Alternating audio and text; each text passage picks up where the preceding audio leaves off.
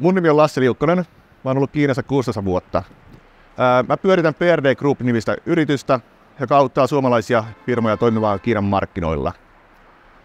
PRD Group toimii kaikkialla Kiinassa, vaikka pidetään täällä pääkonttoria Etelä-Kiinassa, Guangdongin provinssissa Guangzhoussa.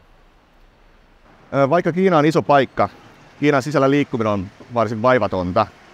Eli täällä pystyy liikkumaan luotijunilla ja lentokoneella oikein sutjakkaasti.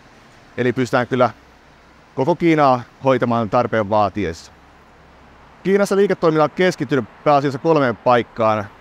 Pekingin ympäristöön, Shanghain ympäristöön, sitten etelässä on tämä Greater Bay Area, johon kuuluu Guangzhou ja Hongkongin välinen alue, missä on myös Shenzhenia, Dongguania ja tämmöisiä tunnettuja startup-kaupunkeja ja teollisuuskeskittymiä.